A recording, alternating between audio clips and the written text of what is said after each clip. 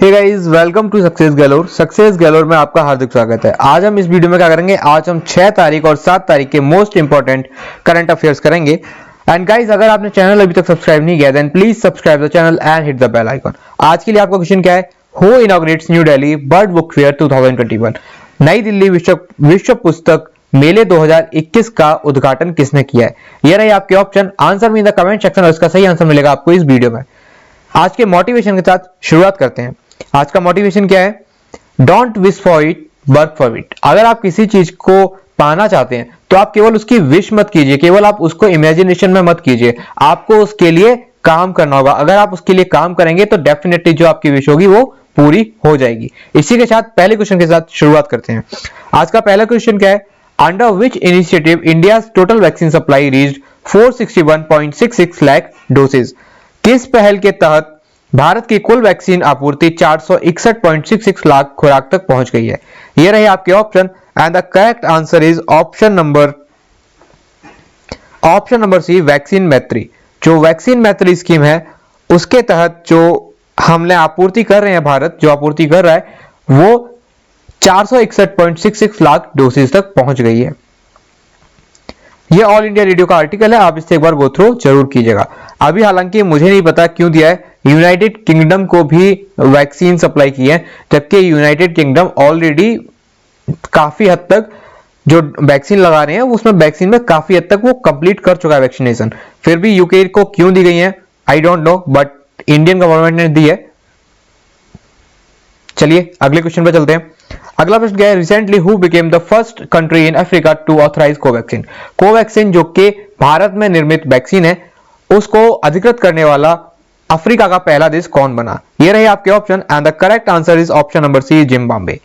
Zimbabwe पहला देश बन गया है अफ्रीका का। ये एएनआई का आर्टिकल है, आप इससे एक बार गो थ्रू जरूर कीजिएगा। अगर बात जिम्बाब्वे की हो रही है तो हम इसको एक बार लोकेशन देख लेते हैं और इसके बारे में कुछ जो बेसिक फैक्ट्स हैं वो जान लेते हैं। जिम्बाब्वे, इसका जो ऑफिशियल नेम है वो रिपब्लिक ऑफ जिम्बाब्वे है। हरारे इसकी कैपिटल एंड लार्जेस्ट सिटी है एंड इसके जो प्रेसिडेंट है वो ये है एमरसन मैनाग्वा और जो करेंसी है वो है जिम्बाब्वियन डॉलर। ये जिम्बाब्वे का फ्लैग है। अब एक बार जिम्बाब्वे की लोकेशन देख लेते हैं तो ये है हमारा प्यारा भारत, और अगर हम इससे साउथ वेस्ट की तरफ जाएंगे तो ये जिम्बाब्वे है जो कि एक लैंडलॉक्ड कंट्री है। लैंडलॉक्ड कंट्री का मतलब जिसके चारों तरफ देश हो, जिसका कोई भी साइड सी से कवर ना हो। जैसे कि आप देख सकते हैं कि इसके जो चारों तरफ है ये सारी कंट्रीज हैं, ठीक है। और ये जिम्बाब्वे, हरारे इसकी कैपिटल एंड लार्जेस्ट सिटी है। चलिए अगले प्रश्न पर चलते हैं। Very important question, who among the following became the second player in the world to score 6 sixes of 6 consecutive balls after Yuvraj Singh in T20 international cricket? निम्नलिखित में से कौन T20 अंतरराष्ट्रीय क्रिकेट में युवराज सिंह के बाद लगातार 6 गेंद पे 6 छक्के लगाने वाला दुनिया का दूसरा खिलाड़ी बन गया है? पहले खिलाड़ी युवराज सिंह है T20 इंटरनेशनल क्रिकेट में। वैसे तो पहले खिलाड़ी जो इंटरनेशनल क्रिकेट में जिसने 6 बॉलों में 6 छक्के मारे हैं वो हर्षल गिब्स हैं, और जिन्होंने अभी 6 छक्के मारे हैं T20 क्रिकेट में और वो सेकंड प्लेयर बन गए हैं वो है कीरन पोलार्ड। तो कायरन पोलार्ड बन गए हैं second player to hit 6 sixes on 6 consecutive balls in T20 cricket. Yuvraj Singh first player है T20 क्रिकेट में एंड किरण पोलार्ड सेकंड है एंड हर्षल गिब्स ओवरऑल अगर हम देखा जाए तो वो फर्स्ट क्रिकेटर हैं इन इंटरनेशनल क्रिकेट। हालांकि ये एक कोइंसिडेंस की बात है कि 2007 में ही हर्षल गिब्स ने छक्के मारे हैं 6, और 2007 में ही युवराज सिंह ने भी 6 छक्के मारे हैं 6 बॉलों पे T20 क्रिकेट में। चलिए अगला प्रश्न क्या है? Why what percentage has China increase its defence budget from last year? चीन ने पिछले साल से अपना रक्षा बजट कितने प्रतिशत बढ़ाया है? ये आपके ऑप्शन है and the correct answer is option number B, 6.8%। 6.8% तक डिफेंस बजट उन्होंने इंक्रीज कर दिया है। ये ग्लोबल टाइम्स का आर्टिकल है, आप इससे एक बार गो थ्रू जरूर कीजिएगा। पिछले वर्ष 6.6% था और अब कर दिया है 6.8% चीन ने। अगर बात चीन की हो रही है तो चीन के जो प्रेसिडेंट है वो है शी जिनपिंग, बीजिंग वहां की कैपिटल है और युआन वहां की करेंसी है। अगला प्रश्न क्या है? Which city has been the best among the metro cities of the country in matter of ease of living. Ease of living के मामले में देश के मेट्रो शहरों में कौन सा शहर सबसे अच्छा रहा है? ये रहे आपके option and the correct answer is option number D, Bengaluru. Bengaluru metro cities में टॉप किया है। और अगर स्मॉल सिटीज की बात करें तो शिमला ने उसे टॉप किया है। ये आप देख सकते हैं, ये टॉप 10 है। अगर हम दिल्ली की बात करें तो दिल्ली की रैंक है 13th। और अगर हम उसके पड़ोसी की बात करें जैसे गाजियाबाद, फरीदाबाद या मेरठ, तो मेरठ की रैंक है 36th, गाजियाबाद की रैंक है 30 एंड फरीदाबाद की रैंक है 40th। चलिए अगले प्रश्न पर चलते हैं। Very very very important question, which magazine cover page recently found Indian women involve in the pheasant movement? यानी कि किसान आंदोलन में जो भारतीय महिलाएं शामिल हुई थी उनको किस पत्रिका ने अपने कवर पेज पर छापा है? ये रहे आपके option and the correct answer is option number 3, time magazine. Time magazine ने अपने कवर पेज पर उन वीमेंस को छापा है। ये आप देख सकते हैं टाइम मैगजीन का कवर पेज, और ये द इंडियन एक्सप्रेस का आर्टिकल है। चलिए अगले प्रश्न पर चलते हैं। अगला प्रश्न है, who has been appointed as additional director of Kotak Mahindra bank? Kotak Mahindra bank के अतिरिक्त निदेशक के रूप में किसे नियुक्त किया गया है? ये रहे आपके option and the correct answer is option number B, Ashok Gulati. Ashok Gulati को अपॉइंट किया है additional director of Kotak Mahindra bank. जो अशोक गुलाटी है वो इकोनॉमिस्ट है। इकोनॉमिक टाइम का ये आर्टिकल है। अगर हम कोटक महिंद्रा बैंक की बात करें तो ये उसके बारे में ब्रीफ है। ये कोटक महिंद्रा बैंक का लोगो है। स्थापना हुई थी इसकी 2003 में उदय कोटक के द्वारा, जो कि अभी एमडी और सीईओ हैं। ये उदय कोटक जी हैं। इसके हेडक्वार्टर कहां पर है? मुंबई में। इसके साथ साथ कोटक महिंद्रा बैंक ने इंडियन आर्मी के साथ एक एमओयू और साइन किया है, जिसके अंतर्गत वो सैलरी अकाउंट ओपन करेंगे। जो रिटायर हो चुके हैं वो आर्मी पर्सन्स और जो अभी एक्टिव हैं उनकी भी सैलरी अकाउंट ओपन कराएंगे और उनको जो बेनिफिट्स दे सकते हैं वो उनको प्रोवाइड कराएंगे। चलिए अगले प्रश्न पर चलते हैं। अगला प्रश्न क्या है? Where will the world first platypus sanctuary be build? Platypus अभ्यारण्य यानी कि दुनिया का पहला प्लेटिपस अभ्यारण्य कहां बनाया जाएगा? ये आपके ऑप्शन है and the correct answer is option number C, Australia. Australia में प्लेटिपस अभ्यारण्य बनाया जाएगा। जो ये प्लेटिपस है ये मैमल है और इसके बारे में अभी बहुत ज्यादा इंफॉर्मेशन नहीं है, तो इसी के लिए इनके लिए एक अभ्यारण्य बनाया जाएगा, यानी कि एक सेंचुरी बनाई जाएगी जहां पर इनके बारे में जाना जाएगा। और ये जो अभी क्लाइमेट चेंज हुआ है तो उसके कारण ये प्रजाति काफी डेंजर में आ गई है। द हिंदू का आर्टिकल है, आप इससे एक बार गो थ्रू जरूर कीजिएगा। चलिए ऑस्ट्रेलिया को देख लेते हैं। तो ये है हमारा प्यारा भारत। और अगर हम इससे साउथ ईस्ट की तरफ जाएंगे तो ये ऑस्ट्रेलिया है। अगर हम ऑस्ट्रेलिया की बात कर रहे हैं तो कैनबेरा यहाँ की कैपिटल है एंड लार्जेस्ट सिटी क्या है यहाँ की? सिडनी। स्कॉट मॉरिसन यहाँ के प्राइम मिनिस्टर हैं और ऑस्ट्रेलियन डॉलर यहाँ की करेंसी है। ये ऑस्ट्रेलिया का मैप है, सॉरी ये ऑस्ट्रेलिया का फ्लैग है। ये ऑस्ट्रेलिया का फ्लैग है एंड ये इसके बारे में एक ब्रीफ है, आप इससे एक बार गो थ्रू जरूर कीजिएगा।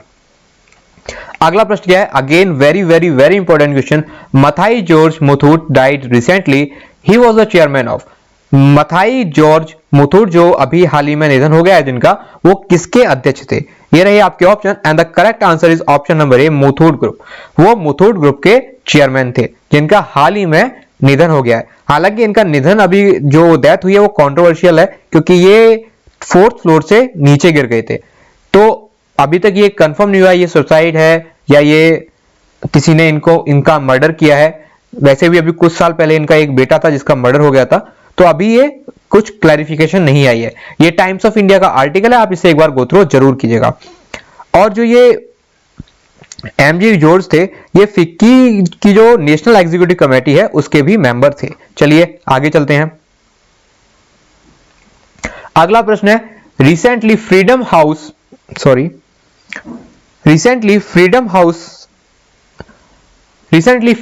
Has been reduce India's freedom score from 71 to how much? हाल ही में फ्रीडम हाउस ने भारत के जो फ्रीडम स्कोर है उसको 71 से घटाकर कितना कर दिया है?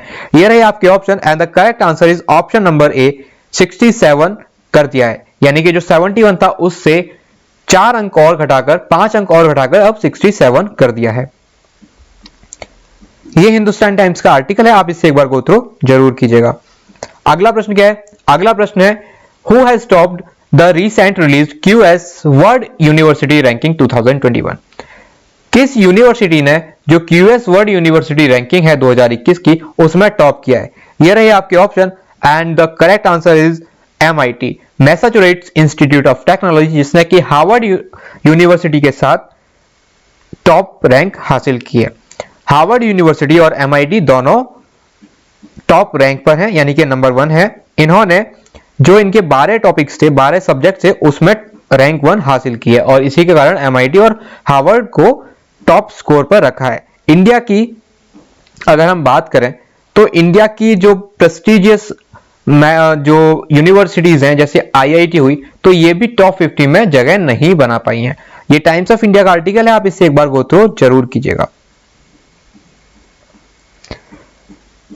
देखिए MIT को देख लेते हैं, ये हमारा प्यारा भारत है एंड ये है यूनाइटेड स्टेट्स ऑफ अमेरिका, यहां पर वॉशिंगटन DC है और ये है MIT की एक्चुअल जगह, ये न्यूयॉर्क है। चलिए आगे चलते हैं। अगला प्रश्न क्या है? अगला प्रश्न है who had topped the recent खेलो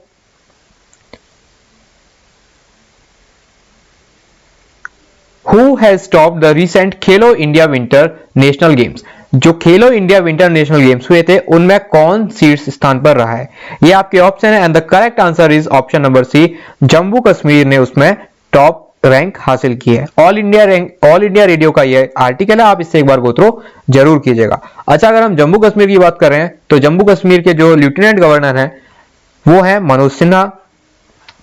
और अगला प्रश्न है which country has recently set an economic growth target of above 6%? किस देश ने हाल ही में 6% से अधिक का आर्थिक विकास लक्ष्य तय किया है?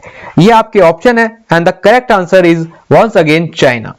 चाइना जिसने कि अपना डिफेंस बजट भी बढ़ा दिया है और इकोनॉमिक जो ग्रोथ है उसका टारगेट भी 6% से ऊपर का रखा है। ये DD न्यूज का आर्टिकल है, आप इससे एक बार गो थ्रू जरूर कीजिएगा। चलिए एक बार चाइना की लोकेशन और चाइना के बारे में एक बार देख लेते हैं। ये है शी जिनपिंग जो कि वहां के प्रेसिडेंट है और ये चाइना का फ्लैग है,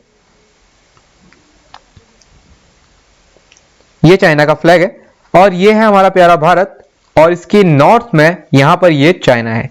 बीजिंग यहां की कैपिटल है और अगर हम लार्जेस्ट सिटी की बात करें तो वो है संघाई। संघाई यहां की लार्जेस्ट सिटी है और करेंसी यहां की क्या है? युआन। ऑफिशियल नेम क्या है चाइना का? People's Republic of China. चलिए अगले प्रश्न पर चलते हैं। अगला प्रश्न है सिंपल सा क्वेश्चन है, जो भाला फेंकने वाले प्लेयर थे नीरज चोपड़ा, उन्होंने कितने मीटर का भाला फेंका कि अपना पिछला जो रिकॉर्ड था उसे तोड़ दिया? ये आपके ऑप्शन है। Javelin thrower Neeraj Chopra has broken his previous national record by throwing how many meters? तो ये आपके ऑप्शन है and the correct answer is option number C, 88.7 metre का भाला फेंका है और अपना जो प्रीवियस रिकॉर्ड था 88.06 मीटर उसको ब्रेक कर दिया है। ये है नीरज चोपड़ा जी। चलिए आगे चलते हैं। ये इंडिया टुडे का आर्टिकल, आप इससे एक बार गो थ्रू जरूर कीजिएगा। अगला प्रश्न है जो आज का क्वेश्चन था, हु इनॉग्रेट्स